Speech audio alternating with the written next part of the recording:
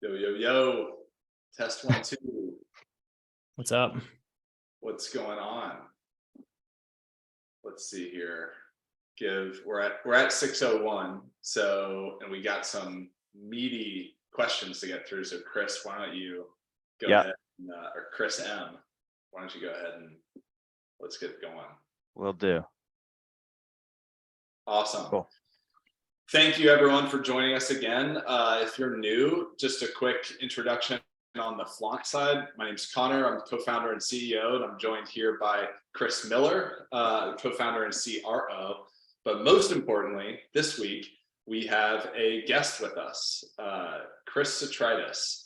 Chris is, you're the first person that I actually saw writing these like brilliant breakdowns of people's entrance into Web3. So I'm a huge fan of Chris's. We've gotten to speak quite a bit, and I've learned a ton, and I'm excited for our audience to learn a lot from you as well. So why don't you give your introduction, if you don't mind?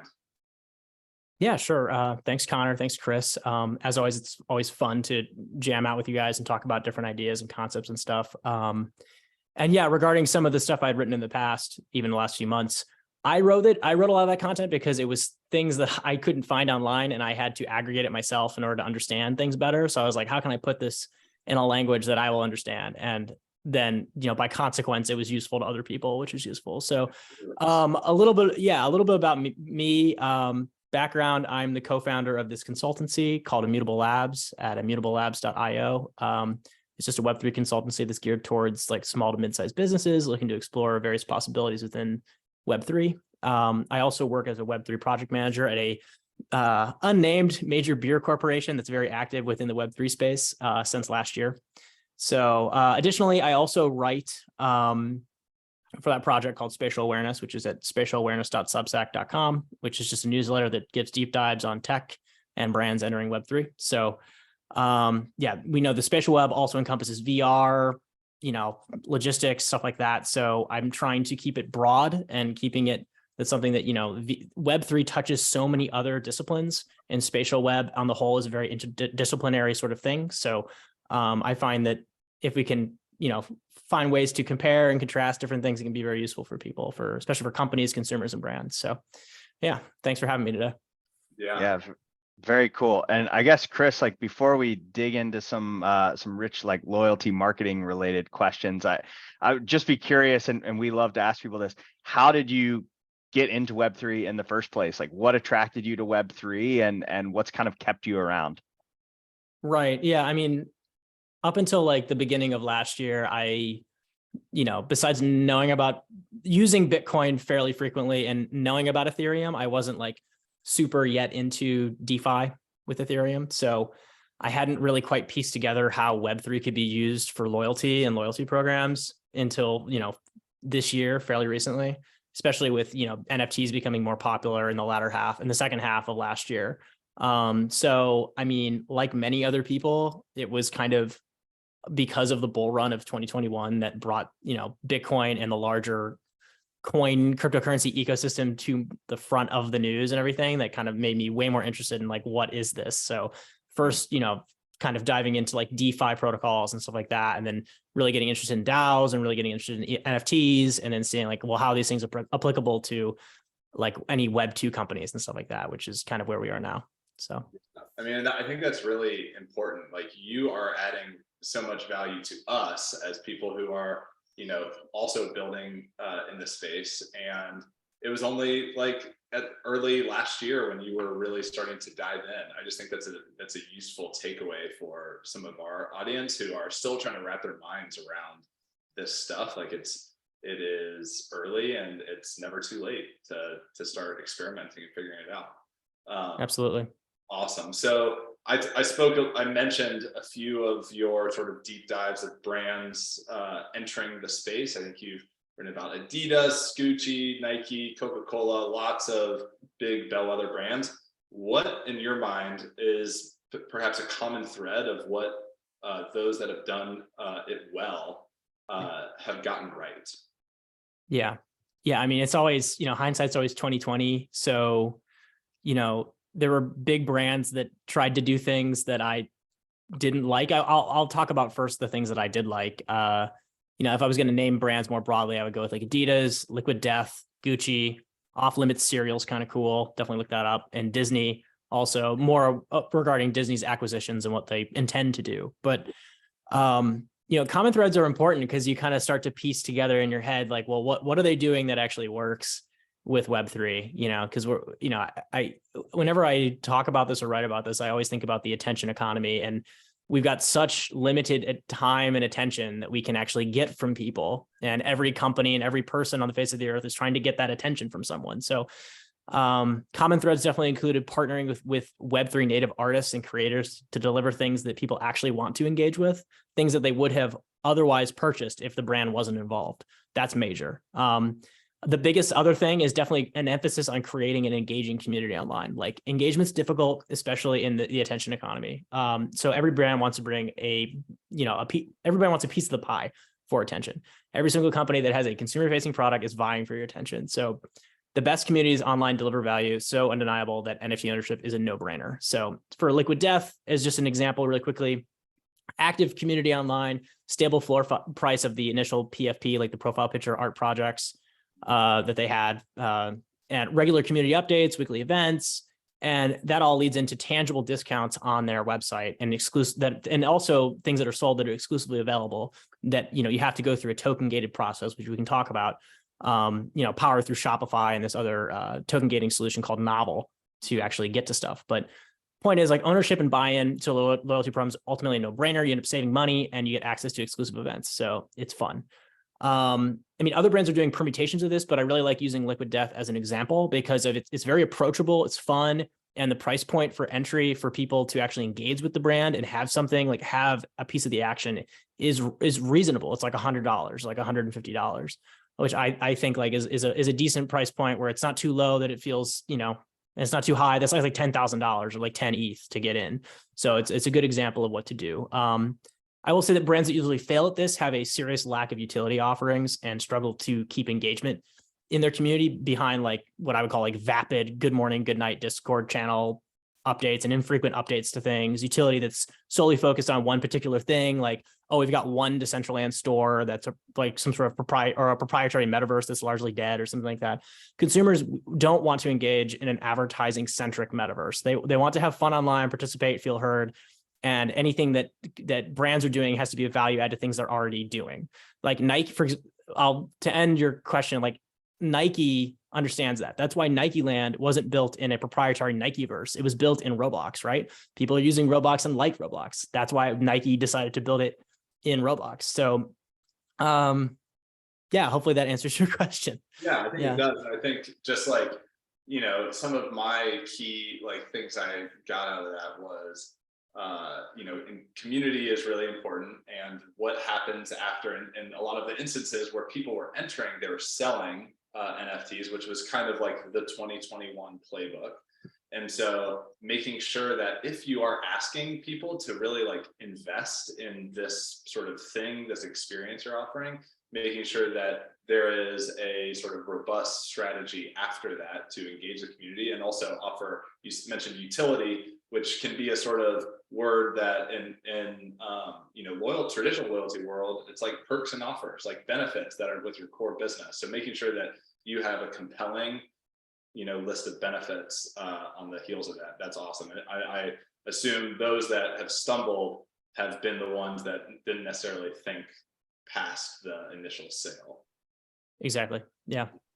Awesome. Yeah, one other thing I thought was really interesting in there, Chris, was you mentioned the attention economy a couple times. I come from the world of digital advertising in a prior life, and I think the old world mentality of the brand consumer relationship was how do we get in front of people? And I think one of the really cool things about Web3 that I know has drawn Connor and myself into the space, and I imagine yourself as well, is this idea of how can I actually add value to people in the places where they're hanging out online. And ultimately see some sort of return on that as a result, right? Like it's not just like a charity here. I'm not just trying to give away value as a brand, but I think there's this new sort of mindset that's required when you are interacting and engaging with a younger demographic who you want to get in front of them, but they expect some sort of value, and you talked about the utility as well. So I thought that was really interesting. Next question for you then, Chris, is you had an article in August where you really kind of laid out how brands can use NFTs to unlock new experiences, and it was very like loyalty marketing oriented. So you mentioned it a second ago as a bit of a tee up, but token gating is probably a bit of a newer concept for some of those folks who are our audience, frankly, who is coming from the loyalty marketing world. And I wonder if you could just kind of describe what token gating is and why it's unique and value creating. Yeah, sure. So, I mean, simply put, token gating, you just take an NFT, so know about NFTs, use those to access an exclusive area, content, physical products, or whatever else you can imagine being used. NFTs become this sort of multi-pronged tool that it can be a ticket, key, coupon, membership, perk. So token gating can allow NFTs, it can allow companies to use NFTs to create new digital products and services that they would otherwise have to have that are separated. So you can have an NFT act as a ticket, like certain people can access an event. You can have it act as a key, like have certain people unlock something, as a coupon where you get certain percentage off in a storefront, as a membership where like the only way you can get in is using an NFT, access to certain communication channels, like using Zoom, like a token gated Zoom, that's possible, using Lit protocol for Zoom. Access to certain products and online stores, which is again traditional token gated commerce now, and Shopify is supporting that now. Access to in-person events, like going to a retail store, going to concerts or pop-up events at like a festival or something.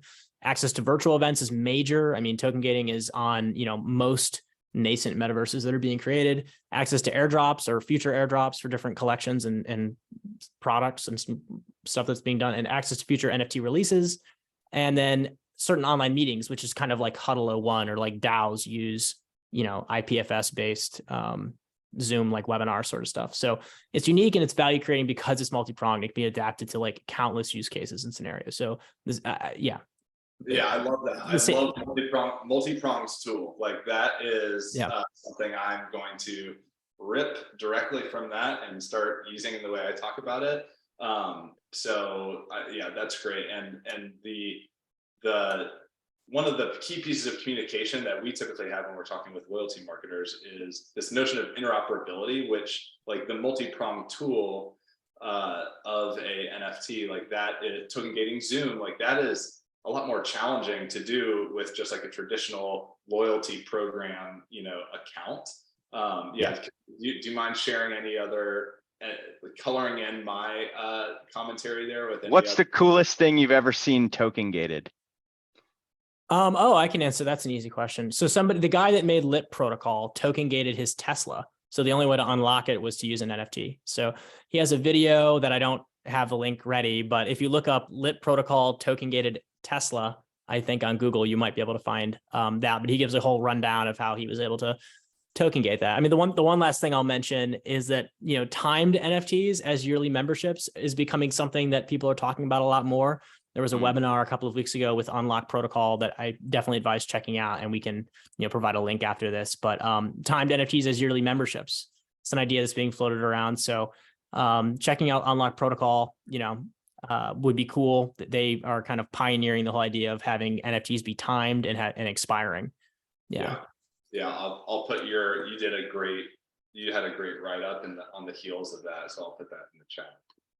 Awesome. One of the other things that I really enjoyed about that article, Chris, was a concept that frankly I had never heard of before, and I would imagine might be new to some folks or might be tangential to concepts that they're very familiar with, like rational and emotional loyalty. But you wrote about the 5 commitment dimensions, and so I guess I'm curious if you could kind of introduce that to the audience and talk about how NFTs unlock or sort of tap into those 5 commitment dimensions, maybe in ways that a traditional loyalty program wouldn't be able to accomplish today? Yeah. So, I mean, the whole idea around the whole commitment loyalty model is customer loyalty. Yeah, is that customers with higher commitment towards a brand will also be more loyal. And this is kind of like a burgeoning sort of concept idea, but there's essentially 5 dimensions versus effective commitment, which is ultimately the underlying experience of feeling or desire-based attachment. So FOMO events would be an example of that, like anything that's emotional. The purchase of Tinder Gold, if you're single, might be an example of an effective commitment.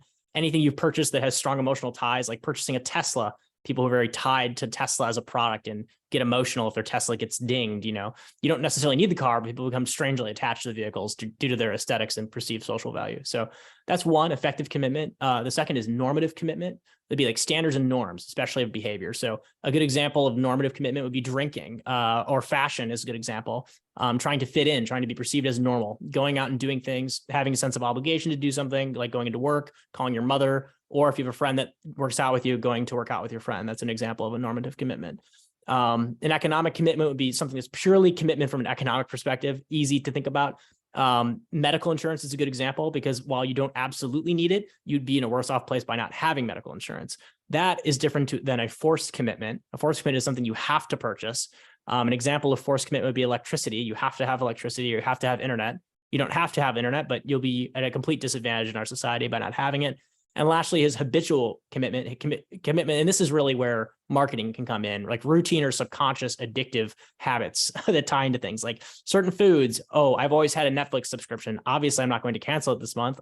I just have that. Getting a pedicure. I get pedicures every month. Obviously I'm going to get a pedicure in December. Buying a vape pen, or again, drinking alcohol is an example of a habitual commitment. So these commitment dimensions tie into types of loyalty programs that are built out by companies, and NFTs are relevant in this case because they can be utilized for every single type of loyalty program. So what might formally be offered as a fragmented set of values to a consumer can be rolled up into a single NFT offering. So NFTs have like the broad potential to create this expanded shared ownership model for loyalty. And you can kind of imagine, if you go through that list, like where might some of the products and services I'm currently offering, play in that, the offerings of unique experiences, community building, storytelling, customer engagement. Like for community building, effective commitment is key. Having FOMO events that are highly emotional, right? So I might end your question with like thinking about like traditionally what are the types of normal loyalty programs that we talk about, and kind of getting a refresher there. You have when I was thinking through that article, I was like, well, I thought like, what are loyalty programs? Like, you have point programs where you accumulate points. You have tiered programs, which is like ranking, where you earn more points by buying more stuff and engaging. You have like a value program where you donate a percentage of sales profits into some sort of societal cause, which is essentially philanthropy. And then finally a paid program where you pay for benefits, like think Instacart and free delivery. So why do consumers join loyalty programs, and how does it apply to using NFTs? So like the biggest reasons people join loyalty programs is to earn rewards on everyday purchases. So like Starbucks Odyssey is going to be pioneering this idea with the new program, and we'll be, making sure that we watch what they're doing. The other thing people normally do is they want to join a program to have early access to sales and exclusive merchandise, which gated NFTs, using gated access using NFTs is a great way to promote that. And then lastly, or second to last, having a stress-free experience, and it can make life easier. If you have early access, or if you have an Instacart subscription, you're saving money. Money is time.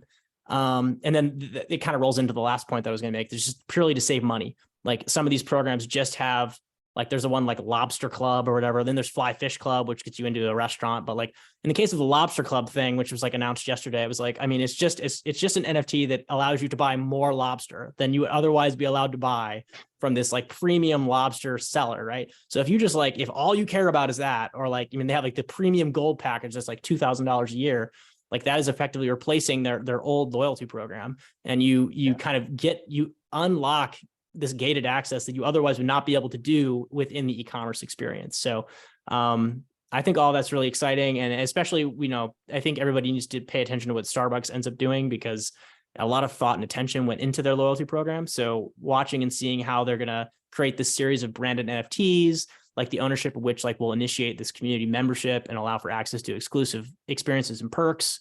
And they're trying to do it tastefully with, the whole Starbucks theme and everything, and have it be like true to the brand. So that's kind of where loyalty programs are at right now, in my opinion.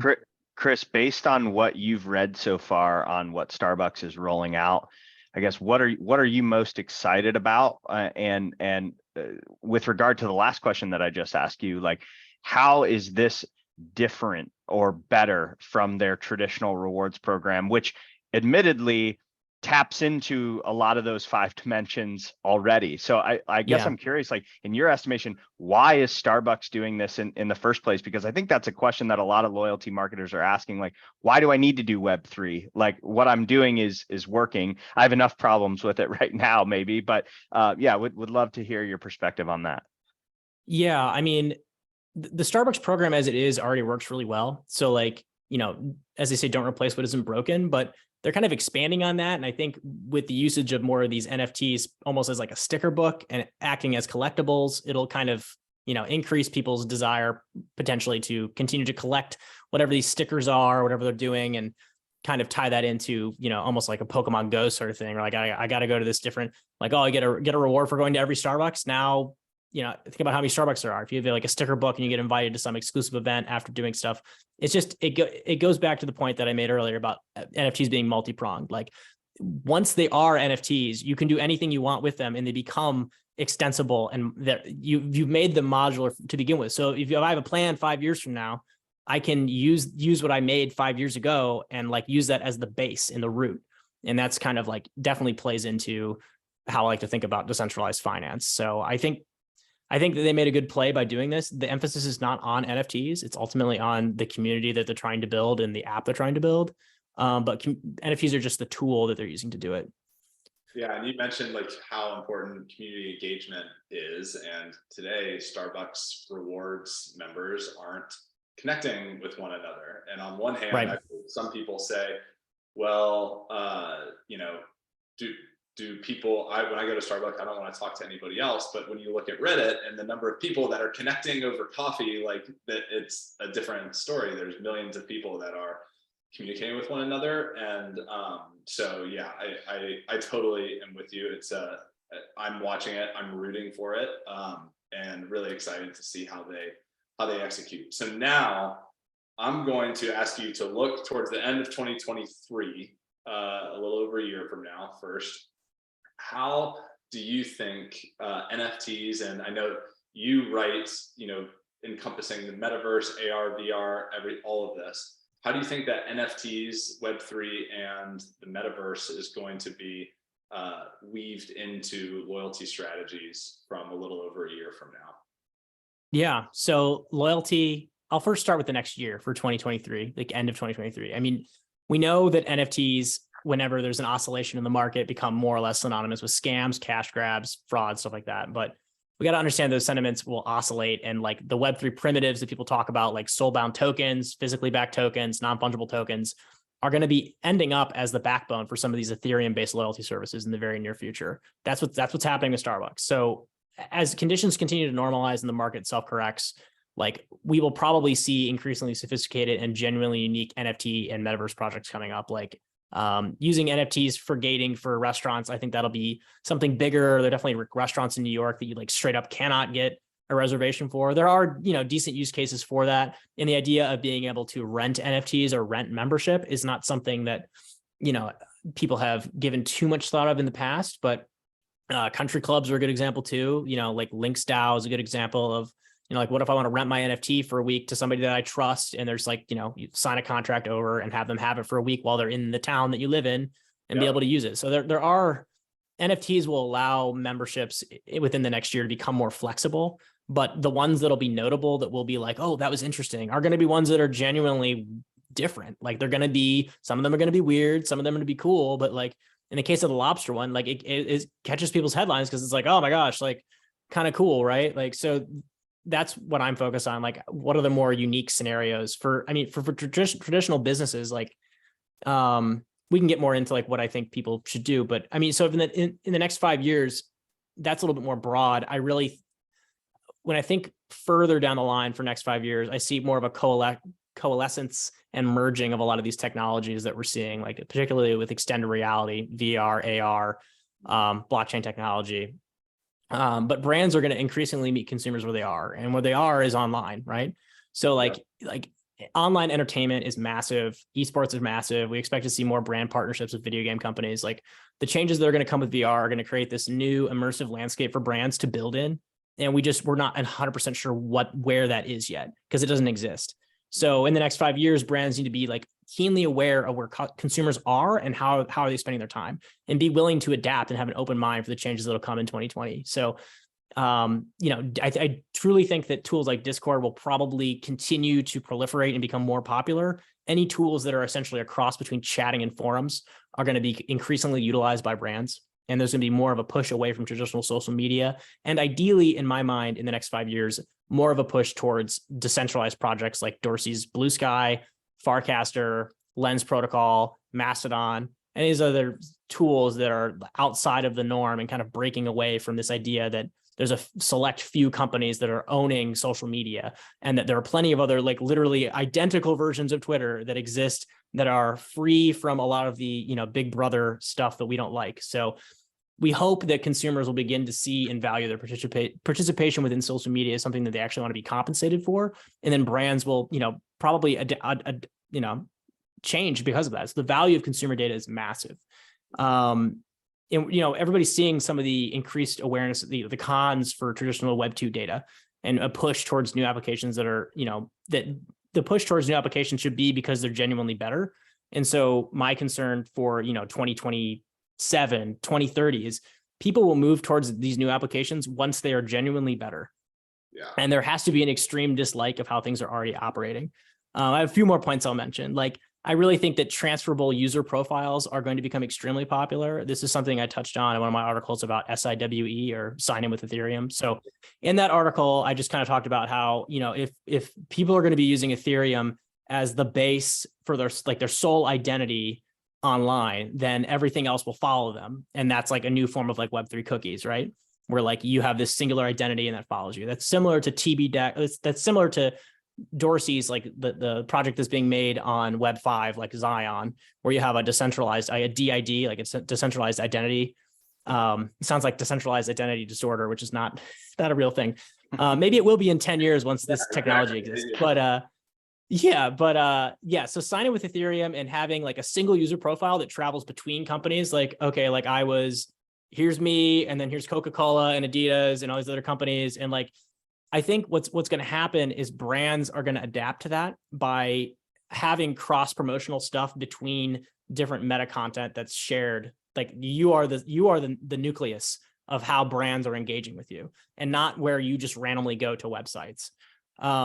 So, I mean, that's one of the biggest drivers for NFTs, being having the ease of use and having even a couple of applications that are so undeniably good that there's this massive cultural shift from how we currently perceive Web3 to just being the internet, a new version of the internet that's being used. And brands are going to be wanting to advertise in whatever metaverses end up winning out.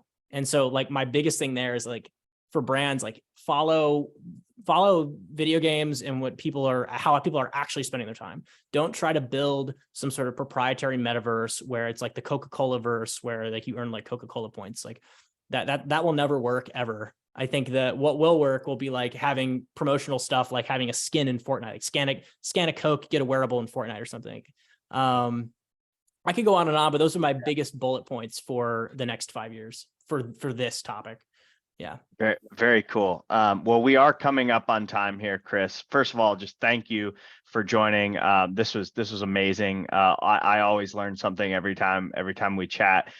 Where would you send people to learn more about you? I know Connor's like posted some links in your Substack here, but yeah, where would you send people online if they wanted to get in touch or learn more? Yeah, I mean, hit me up on LinkedIn. Or spatialawareness.substack.com. Subscribe. You can message me.